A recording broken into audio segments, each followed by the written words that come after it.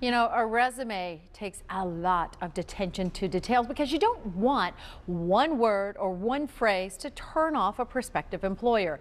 Today, we're looking at some of the words that you might want to take off of your resume. We're joined by Randy Wooden. He's the director of the Professional Center by Goodwill. Good morning. Good morning to you. So there are some words, some things that folks really probably want to pay attention to and find ways to work around, right? Well, sure. I mean, the words to put on a resume, that's what we talk about all the time, is what should go on. But one thing we don't talk enough about is maybe some words to leave off that are just not needed or in some ways can turn people off. Okay. So let's talk about that just a little bit. One is cliches. Okay. And dynamic team player, excellent communicator, change agent. All of these, and you just want to puke when you hear that, because when you really think about it for a second.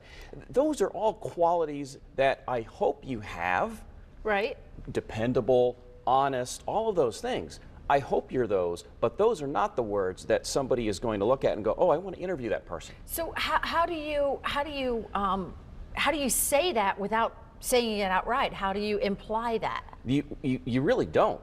Now, if the job description calls for that and the words in the job description are things that you've either done or are, then I could see putting it in there. But the words that I'm going to look at if I'm scanning a resume are the functions and processes, whether it's purchasing, event planning, schedule. I want to see that. And then when I talk to you, not only will I have a sense that you've done those things, but that you are also dependable, honest, and so forth. So the cliches, just move those aside. They really just take up space. What about pronouns? Don't use them. I, me. We, leave those out. you, mine. Leave those out, yeah. Leave those out. Those are implied. It's you. It's your resume. So you don't have to say, I was a blah, blah, blah, blah, blah. Leave it out. Instead, just say, instead of saying I was an anchor, just say anchor at WGHP TV. Anchor, yes, anchored if it's in the past tense, anchor if it's current job. So yeah, you can leave that. Also leave out those little helping verbs, the is, the was, were, all of those things. You don't need to say that in the past tense. Again, anchored at Fox 8, that kind of a thing, versus saying I was the anchor at. Okay. Or even worse, I was the very highly dependable. All of those words that we just said to leave out. Well, there you go. You just said the next thing, which is those adverbs or the adjectives that kind of. I don't know. I was asleep in English class that day, so I don't remember. My mom was an English teacher. She'd get on me about that. But very, highly, extremely, extraordinary. Those are all. To be determined. Those are adverbs. If you could say I'm very smart, well, how do you define that? I'm very funny, I'm very tall. You don't know those things.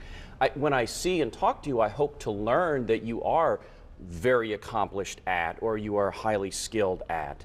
But those words are claims, and for the resume anyway, it's all about the keywords and about accomplishments, and we harp on that all the time. But also people load their resume with all this extra junk they don't need. Clear, concise, to the point. Exactly. Save the other for the interview. Here's the deal. The resume is the hook to get the interview. It's not your life story. Keep it brief and on point, and you should be in good shape. All right. Well, if you want more information, you can find it at goodwillprofessionalcenter.org, or you can call Randy at 336-464-0516 or email him at procenter@goodwillnwnc.org.